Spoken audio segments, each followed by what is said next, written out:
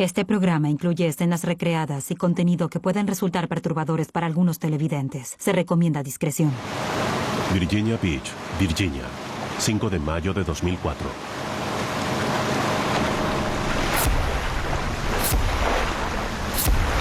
Unos pescadores en Virginia Beach descubren una maleta oscura flotando en las aguas de la bahía de Chesapeake.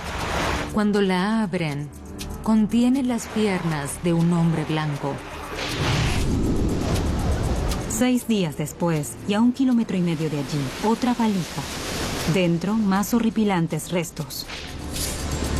Envuelto en 5 bolsas de residuos, había un torso humano mutilado aproximadamente a la altura de la cintura. Había sido mutilado de la cintura para abajo. Tenía ambos brazos cruzados sobre el torso y aún conservaba la cabeza. Finalmente, en un puerto cercano, una tercera maleta. Dentro de la maleta, nuevamente las bolsas de residuos junto con la sección media. Las partes del cuerpo mutiladas se están pudriendo. Nunca vi algo así. Esta persona sufrió una muerte horrible y fue desechada como si fuera basura. Es un asesinato brutal que se transforma en el juego del gato y el ratón, con un astuto y decidido asesino.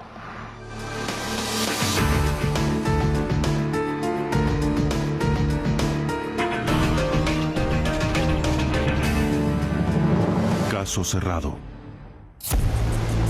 Promesas rotas. Los oficiales de Virginia cuidadosamente examinan las 3 maletas encontradas cerca del puente de la bahía de Chesapeake. Al haber encontrado las 3 maletas en la misma área, era evidente que alguien las había arrojado desde el puente.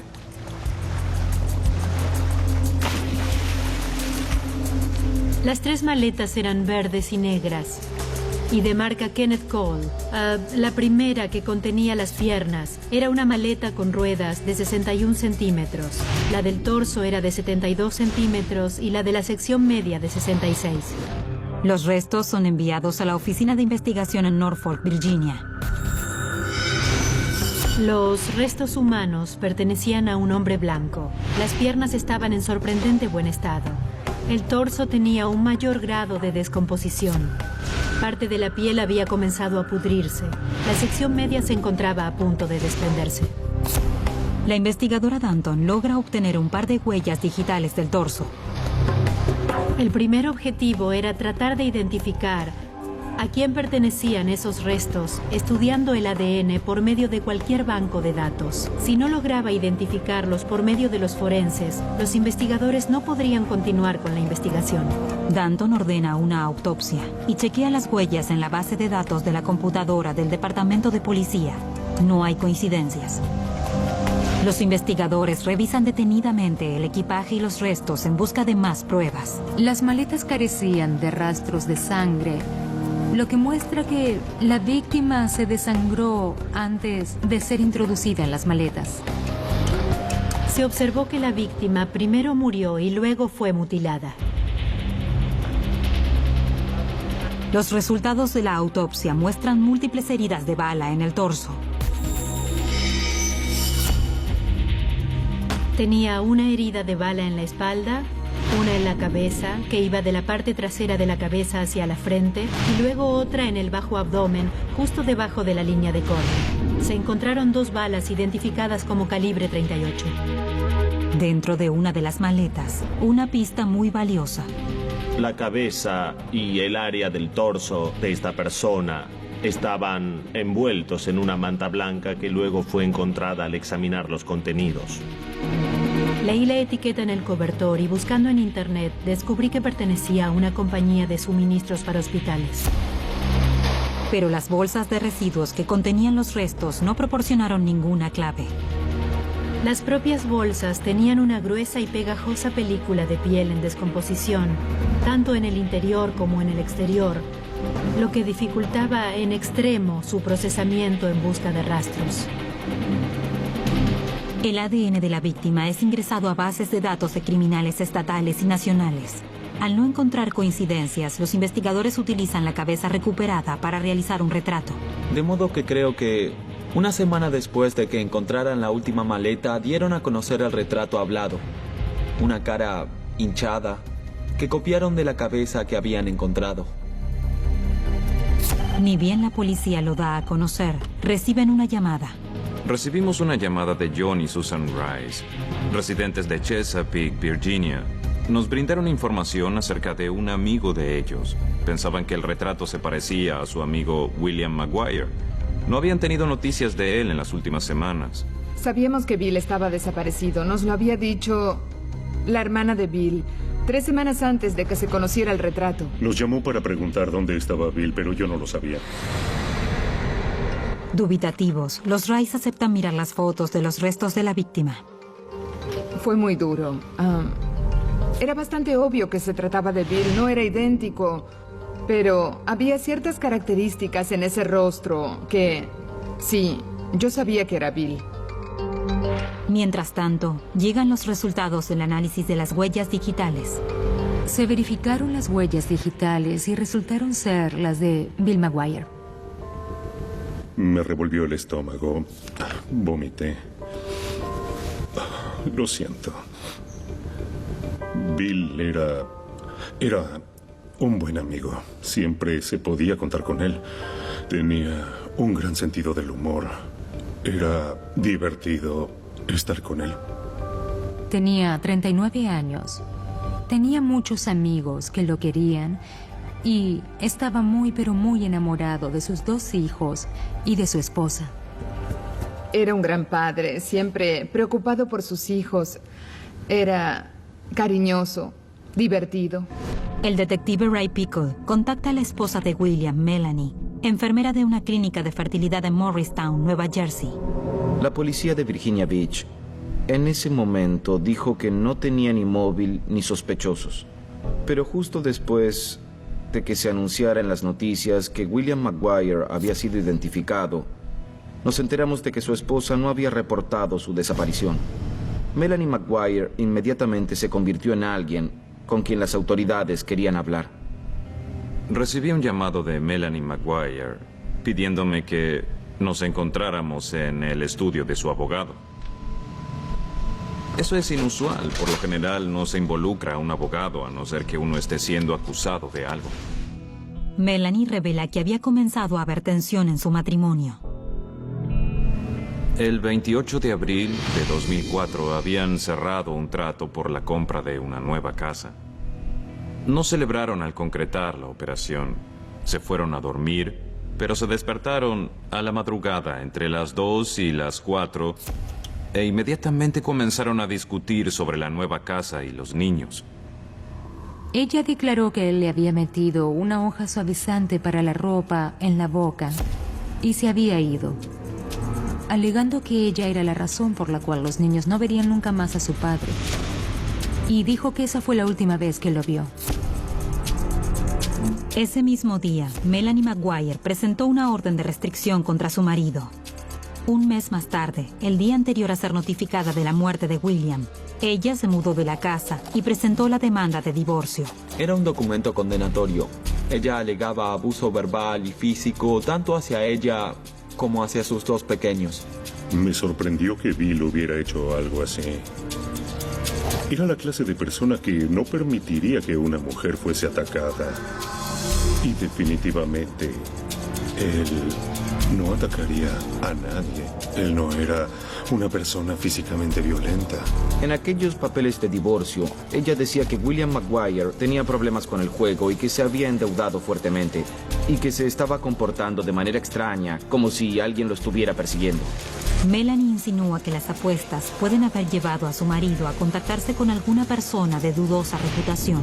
Sugiere que la policía busque su automóvil en Atlantic City. También mencionó que era un fuerte jugador y que era muy conocido en los casinos de Atlantic City. Los detectives escuchan el relato de Melanie y le preguntan si tiene un juego de maletas. Ella dijo que no.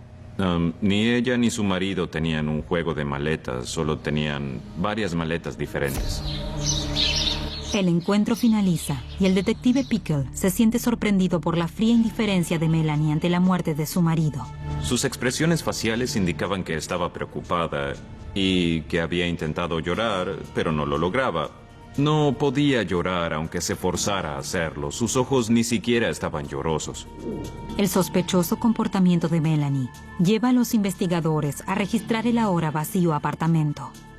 El apartamento fue el último lugar en el que nos constaba que la víctima había sido vista con vida, y eso según Melanie Maguire. Los miembros del Departamento de Policía de Virginia Beach y Woodbridge llegaron al lugar de los hechos antes de que se realizara cualquier tarea de mantenimiento, pero no pudieron encontrar nada. Ningún cabello, ningún rastro de sangre ni saliva, lo cual me pareció muy significativo, pues demostraba que se había realizado un gran esfuerzo para limpiar cualquier rastro que pudiera haber quedado.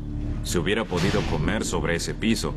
Ese apartamento estaba tan limpio que hasta parecía nuevo. Los investigadores analizan la evidencia. El cuerpo descuartizado de William Maguire, envuelto en bolsas de residuos. Un juego de 3 maletas Kenneth Cole. Un cobertor blanco de hospital. 2 balas calibre 38. Los papeles de divorcio de su esposa y una presunta afición al juego. Sabíamos que a Bill le gustaba apostar, pero no demasiado. Simplemente lo divertía. A pesar de que Melanie Maguire continúa siendo la principal sospechosa, los investigadores no logran relacionarla con la evidencia. Este fue uno de los casos más estresantes en los que hemos trabajado. Se produjo muy cerca de un fin de semana festivo y Virginia Beach es un centro turístico, por lo que la presión era tremenda. Debíamos identificar al sujeto y resolver el caso lo más rápido posible. ¿Fue la esposa? ¿Acaso Bill Maguire tenía a la gente del casino pisándole los talones? ¿O hay algo o alguien más que los investigadores desconocen? Los días posteriores al sombrío asesinato de Bill Maguire, sus amigos y vecinos luchan por encontrar una explicación para su muerte. Cuando el público se enteró de que William Maguire era un simple muchacho de Nueva Jersey, el impacto fue mayor. William Maguire era un reparador de computadoras y padre de 2 niños pequeños. Cuando se descubrió que fue encontrado dentro de un juego de maletas, se sumó al caso un elemento de misterio que el público no iba a dejar de lado hasta que el crimen fuera resuelto. Era difícil separar los hechos de las suposiciones. Debíamos ser muy cuidadosos con lo que informábamos, pero los detalles eran tentadores y el público no podía evitar completarlos. La principal sospechosa del caso es Melanie, la esposa de la víctima. La pareja estuvo casada durante 5 años. Realmente aparentaban ser una buena pareja. Ambos eran muy ocurrentes. Ellos solían bromear agudamente y ella podía responderle de igual a igual. Pensábamos que ella era la mujer perfecta para Bill. Si Bill decía algo, ella tenía una respuesta ingeniosa, o viceversa. Nos parecía que eran una excelente pareja y nos divertíamos. Para los amigos de Maguire, la declaración de Melanie acerca de que Bill era violento y que desaparecía repentinamente no tenía ningún sentido. ¿Armó las maletas por una discusión? ¿Acerca de qué? Salir huyendo no era una actitud típica de Bill. La indiferencia de Melanie frente al asesinato de Bill es también un hecho desconcertante. Melanie nunca quiso saber quién pudo haber hecho algo semejante y nosotros no podíamos comprenderlo. Ella aceptó los hechos y cuando le preguntamos por qué no quería saber quién era el asesino, simplemente decía que no podía pensar en eso por el momento. Cuando los detectives solicitan ver los objetos personales de Bill, Melanie dice que se los regaló a un completo desconocido. Había empacado la ropa de Bill en bolsas de residuos y se las había dado a un joven que le ayudó con la mudanza.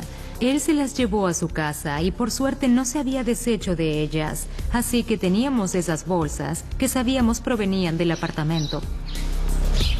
Las bolsas de residuos pueden ser una pista importante si es que coinciden con las que se usaron para envolver el cuerpo de William.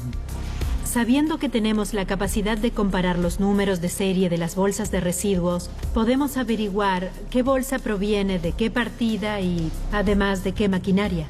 Las bolsas de residuos son enviadas a Texas, en donde el principal proveedor de bolsas plásticas lleva a cabo un exhaustivo análisis, pero llevará semanas obtener los resultados. Se produce entonces un interesante giro en el caso. Melanie cambia su declaración acerca del equipaje. De hecho, ella admite que sí poseían un juego de maletas y que era de color verde oscuro y de una marca reconocida. El detective Pickle le mostró una fotografía del exterior de las maletas halladas en Virginia y ella dijo que suponía que tal vez se tratara de las suyas. Creo que ella tuvo el tiempo suficiente para pensar... Tal vez podría haber algo dentro de las maletas, como un cabello o algo parecido. Y justo a un mes de que se encontrara la primera maleta, aparece otra pista. El automóvil de William es localizado en un casino de Atlantic City. Estaba estacionado en un hotel y fue detectado durante un rastreo de rutina en el estacionamiento por un servicio de grúa privado. Este hecho despertó sospechas sobre su interés en las apuestas y respaldó el motivo de la demanda de divorcio, en la cual se mencionaban sus deudas de juego. Los investigadores consultan a los casinos, pero inmediatamente descubren que Maguire no tenía grandes deudas de juego. Había estado en Atlantic City unas 30 veces en los últimos 5 años.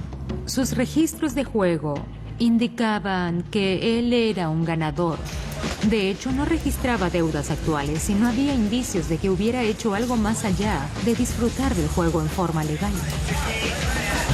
Los investigadores comienzan a preguntarse si las historias sobre el juego relatadas por Melanie y su demanda de divorcio no serán parte de un plan más elaborado. Creo que ella estaba haciendo todo para construir una coartada. Mientras tanto, el automóvil de Maguire es llevado al laboratorio y analizado en busca de evidencia. Dentro de la guantera había una ampolla con un líquido rosado, sin etiqueta, y no supimos de qué se trataba. Se encontraba junto a una jeringa hipodérmica sin aguja.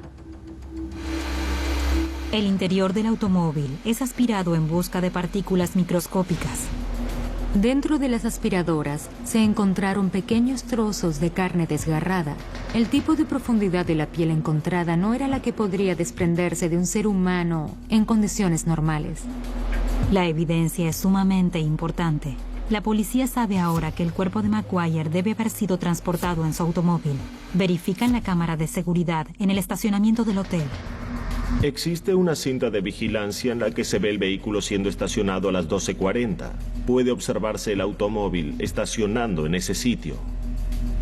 Pero debido a la baja calidad de la filmación, no es posible determinar quién estaba conduciendo el automóvil en ese momento.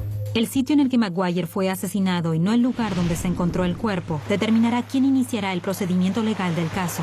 Fue visto por última vez en Nueva Jersey y su auto se halló en Nueva Jersey. En mayo del año 2004, la policía de Virginia Beach deriva el caso a la Policía Estatal de Nueva Jersey. A pesar de que Maguire fue descuartizado, los investigadores determinan que su máxima prioridad es hallar el arma homicida. Teníamos un asesinato con arma de fuego, así que debíamos buscarla. Ese fue el enfoque inicial. Los registros de armas de Nueva Jersey fueron cotejados con el círculo de amigos y familiares de Maguire. No hubo coincidencias. Los investigadores continúan buscando. Es muy sencillo conseguir un arma en el estado de Pensilvania. De hecho, alcanza con no tener antecedentes penales y poseer una licencia de conducir de ese estado. Entonces, el primer avance. Bingo. 3 días antes del crimen, Melanie Maguire había ido a Pensilvania para comprar una Taurus calibre 38. Es el mismo calibre del arma que mató a Bill Maguire. El 26 de abril, aproximadamente a las 3:10 p.m., hora del este, Melanie Maguire se presentó en una tienda de armas muy pequeña, en una localidad alejada al este de Pensilvania, y adquirió un arma. Pudimos conseguir la licencia para aportación de armas y la documentación de Pensilvania falsificada por Melanie Maguire. Melanie Maguire declaró residir en el estado de Stroudsburg, Pensilvania, en lugar de Woodbridge, Nueva Jersey, donde sabemos que en realidad vivía. Melanie Maguire está ahora en la mira de los investigadores, pero aún necesitan encontrar el móvil del crimen. Y para hallarlo, los detectives recurren a los amigos de Melanie.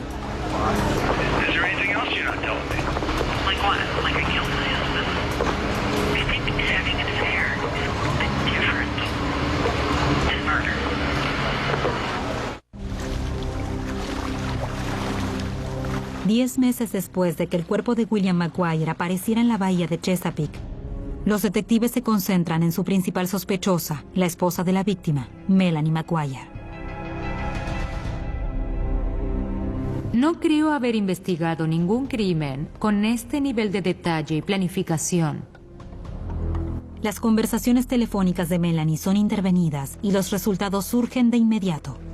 Estaba teniendo un romance secreto con un médico llamado Bradley Miller. El doctor Miller era uno de sus colegas y, más importante aún, alguien en quien ella confiaba. Cuando los investigadores confrontan al Dr. Miller, él admite el romance y acepta cooperar con la investigación. Los detectives graban una conversación entre el Dr. Miller y Melanie, en la que él le pregunta sobre el arma que ella compró en Pensilvania.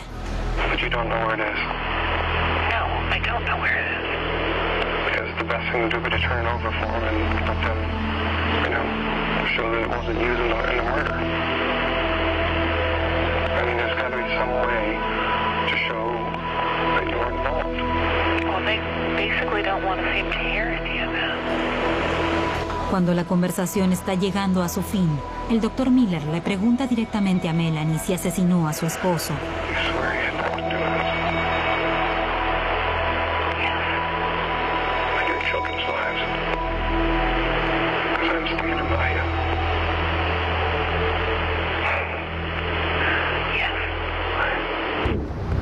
Pero Melanie admite algo más al Dr. Miller. Le confiesa que estuvo en Atlantic City la noche en que el auto de William fue abandonado allí. Melanie Maguire le dijo al Dr. Miller que la noche del 29 de abril decidió conducir hasta Atlantic City para intentar hallar a su esposo. La historia se vuelve cada vez más extraña. Lo que ella dijo fue que luego de conducir hasta Atlantic City, estaba demasiado cansada como para volver a casa en el automóvil, así que ella tomó un taxi desde Atlantic City hasta Goodrich, Nueva Jersey, un recorrido de unos 160 kilómetros. Se fue a la cama, descansó, tomó otro taxi hasta Atlantic City, recuperó su automóvil y regresó a su hogar. La historia no tiene demasiado sentido. La policía cree que se trata de un relato elaborado con el fin de encubrir a Melanie en caso de que alguien la haya visto en Atlantic City. Pero según los detectives, Melanie condujo el automóvil de William hasta Atlantic City, lo abandonó allí y luego tomó un taxi hasta su casa. El Dr. Miller descubre también un hecho significativo sobre el paradero de Melanie semanas atrás, el 4 de mayo, un día antes de que se descubriera la primera maleta. En la mañana del 4 de mayo, ella fue a comprar mobiliario a Delaware. ¿Qué estaba sucediendo? De acuerdo con su relato, su esposo y ella habían cerrado un trato de $500,000 por una nueva casa. Su marido se puso violento por primera vez y se marchó. Ella consiguió una orden de restricción. Debían abandonar su apartamento y es allí cuando decide ir a Delaware a comprar algunos muebles. ¿Por qué Delaware? Los investigadores estiman que ese es otro intento de Melanie de crear una coartada. Delaware se encuentra camino a Virginia, lugar al que los investigadores creen que Melanie se dirigió para arrojar el cuerpo de su esposo desde un puente. Pero ¿por qué eligió ese puente en particular? El puente de la bahía de Chesapeake es muy recto en determinados sectores, y este hecho es importante, ya que una persona parada sobre el puente durante la noche, en la oscuridad, puede ver los faros de un automóvil acercándose desde 1 o 2 kilómetros. Esto le daría tiempo a una persona para detener un automóvil y sacar 3 maletas de la cajuela sin ser visto. Pero ¿podría alguien de la talla de Melanie arrojar las maletas por arriba de la barandilla? Recuerden, las maletas tenían ruedas. Junto a la baranda del puente hay un bordillo de unos 20 centímetros, por lo que si colocas la maleta encima del bordillo, la misma quedará junto a la baranda del puente, a solo 80 centímetros desde el bordillo hasta lo alto de la baranda, y el tope de la baranda pudo usarse como palanca. El resto de las maletas eran pequeñas y no habría sido problema. La información recopilada en la llamada del Dr. Miller a Melanie es invaluable. La policía convence a otro de los amigos de Melanie, Jim Finn, para que hable con ella. Esa conversación también es grabada.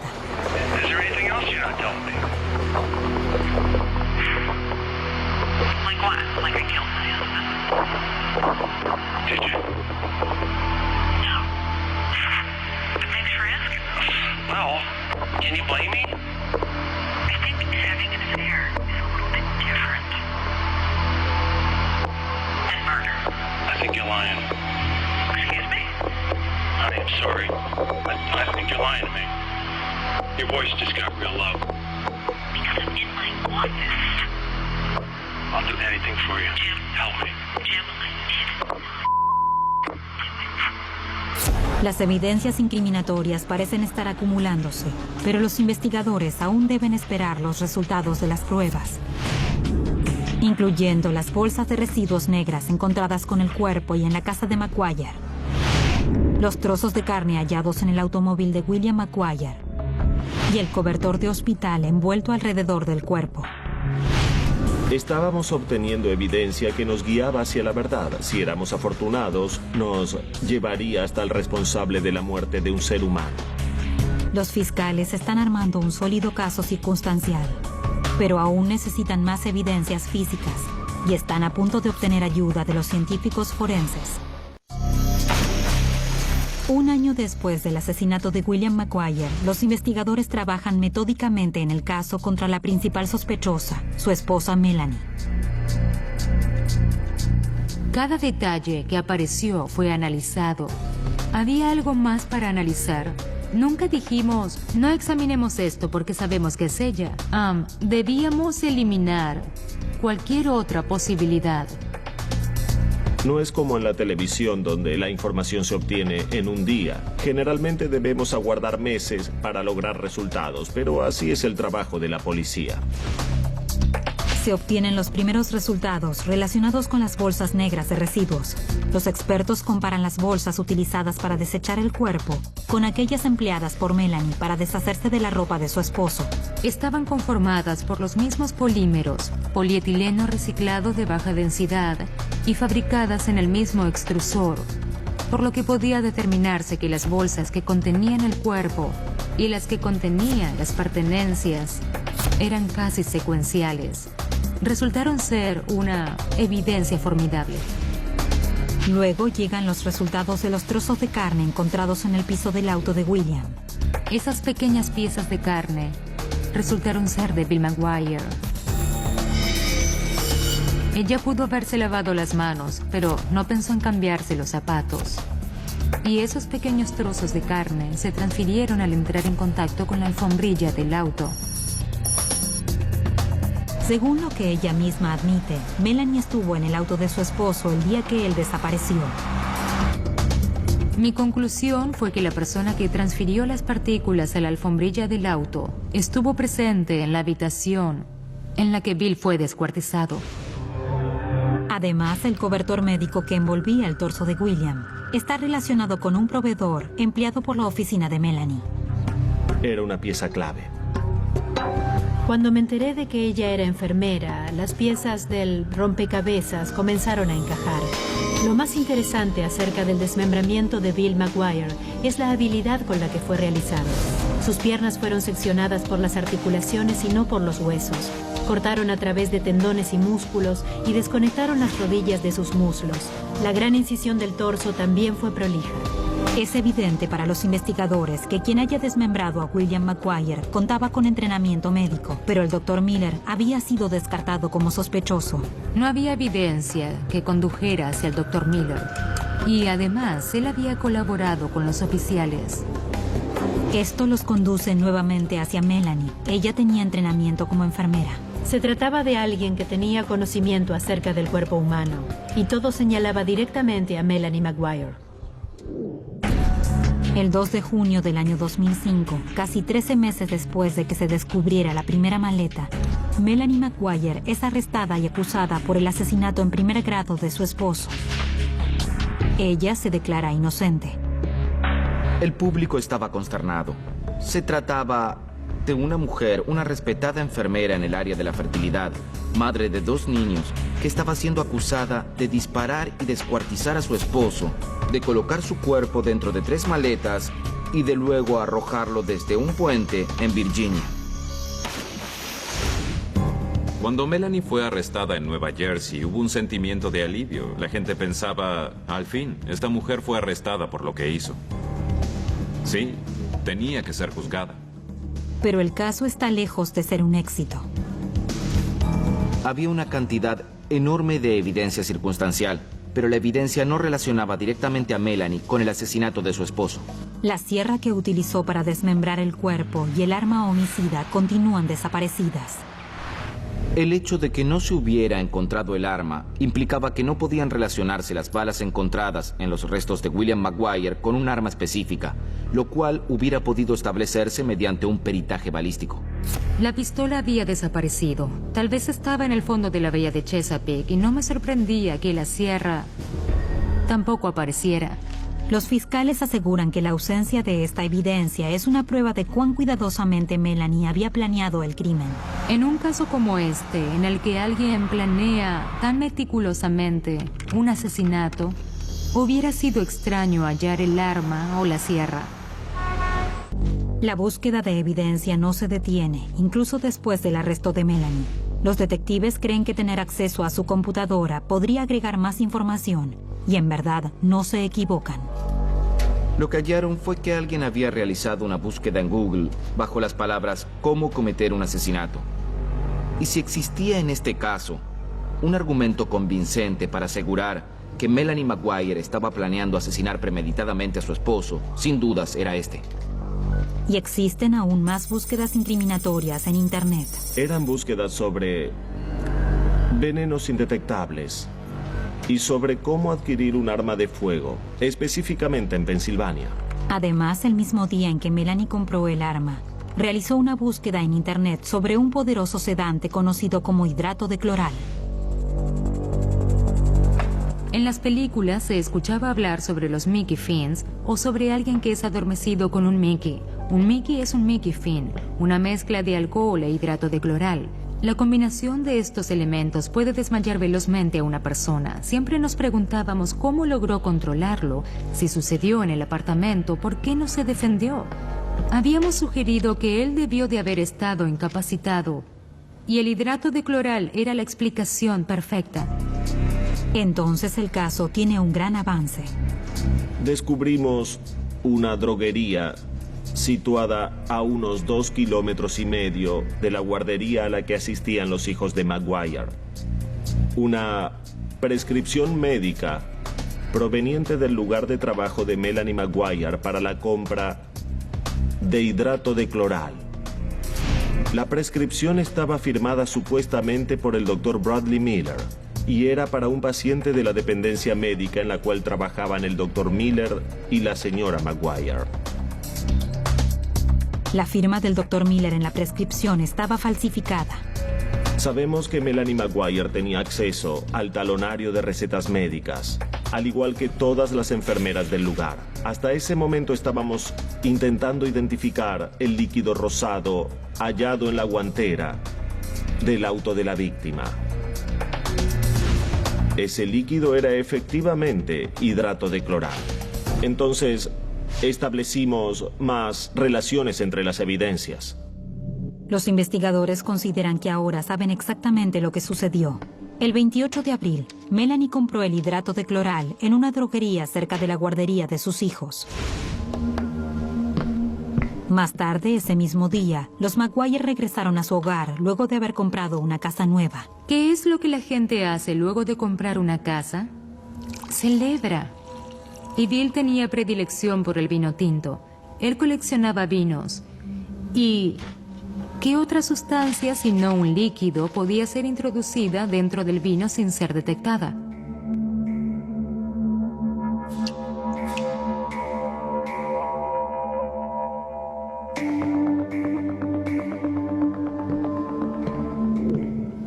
Creo que ellos estaban celebrando y él ingirió el hidrato de cloral y quedó incapacitado.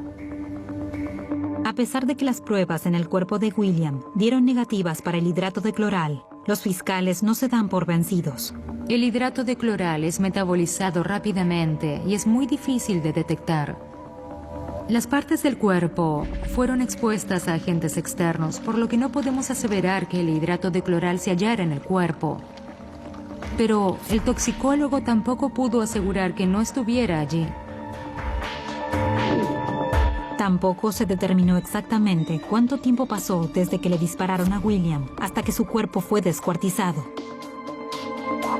Tal vez ella se llevó a los niños de la casa el día siguiente, antes de asesinarlo, y luego volvió para descuartizarlo.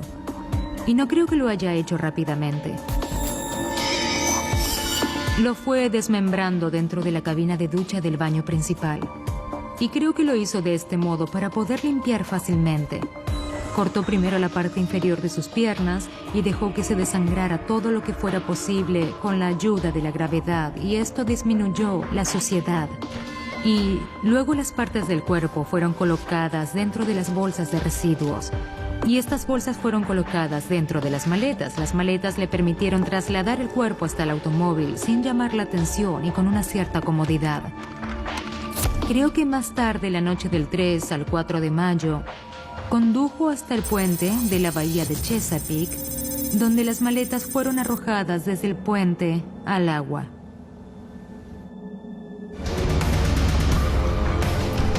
Es una historia sencilla, pero se trata de un caso complicado. ¿Lo creería el jurado? El caso se estaba desbordando, su volumen, su complejidad eran mayores a las de cualquier otro caso en el que hubiera trabajado, y ahora estábamos intentando presentar esta investigación de un año y medio, y armarla de manera tal que la gente pudiera comprenderla. Era una tarea enorme. Será una batalla en la corte entre un fiscal decidido y una bella e inteligente acusada, cuya imagen no es en absoluto la de una asesina despiadada. Los investigadores han logrado recolectar toda la evidencia necesaria para poder arrestar a Melanie McGuire por el asesinato de su esposo. Ahora deberán convencer al jurado. Requirió trabajo y gran esfuerzo por parte de mucha gente llevar el caso a este punto, y se trataba de hacer lo correcto. Creo que todos deseaban que se hiciera justicia.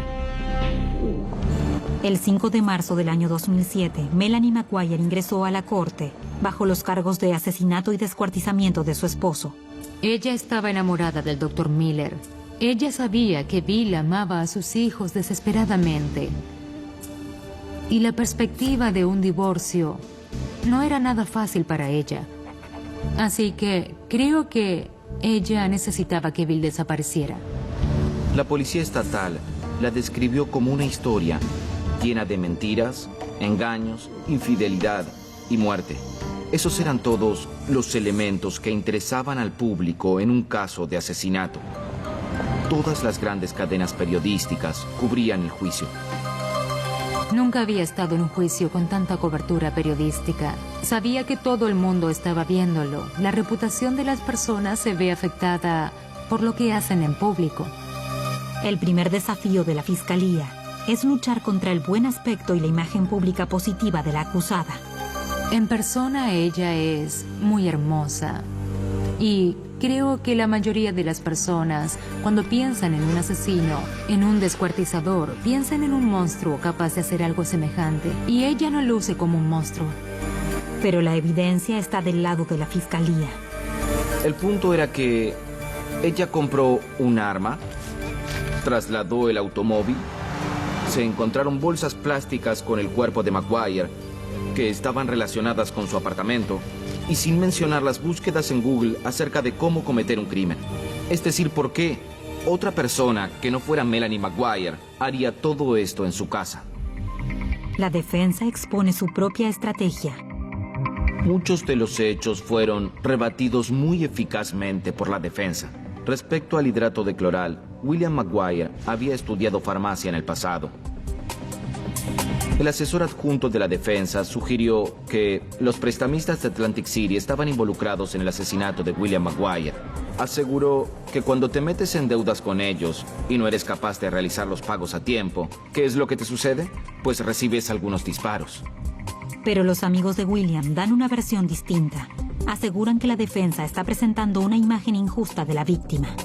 Yo me encontraba allí para aportar información acerca de su condición de padre y de su personalidad, para demostrar que esta persona tenía varios amigos Que no era una especie de animal que atacaría a su esposa, un apostador. Y todas esas cosas, toda esa basura que ellos continuaban arrojando sobre él, todas esas cosas que de todas maneras, en su mayoría, habían sido inventadas. Melanie no testifica. En todo momento se mantiene serena, tanto en la corte como en los descansos de las sesiones.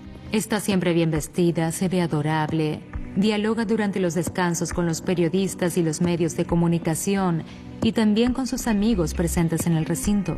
Lo que realmente me impactó fue que cuando estaba mostrando las fotografías, ella las observaba con atención. Yo le mostraba las maletas, las piernas de su esposo.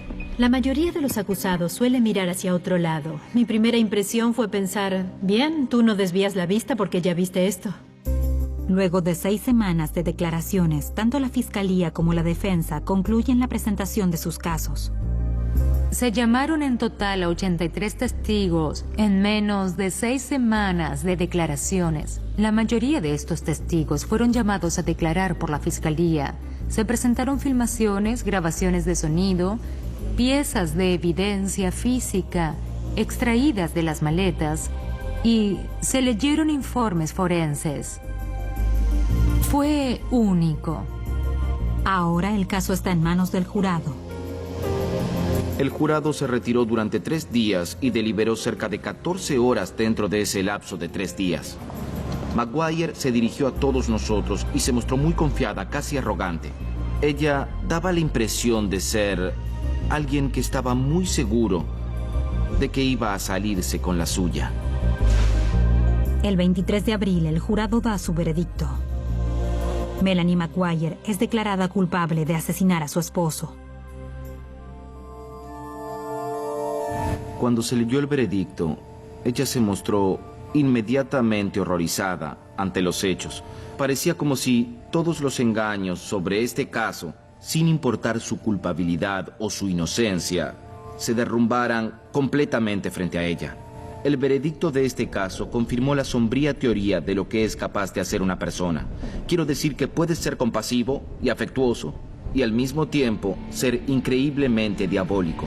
Y eso es lo más escalofriante de este caso.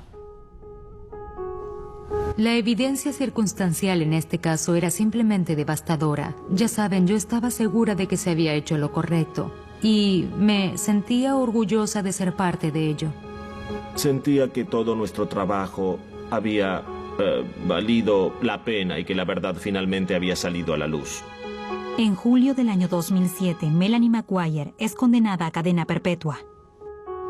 En Nueva Jersey, esto equivale a 66 años de condena en prisión, lo que para Melanie Maguire significaba que no saldría en libertad hasta la edad de 102 años, si no me equivoco. En septiembre del año 2008, la apelación de Melanie Maguire es denegada por causas administrativas, ya que no logró presentar la documentación solicitada en el plazo establecido. El veredicto fue realmente memorable. Creo que lo merecía. Ella le arrebató su padre a esos 2 niños, así que merecía la cadena perpetua, sin dudas. Pero para los amigos de William, es una victoria amarga. Mi esposa y yo pensamos que saltaríamos de alegría cuando la condenaran a prisión perpetua, pero la justicia no podía devolverme a mi amigo.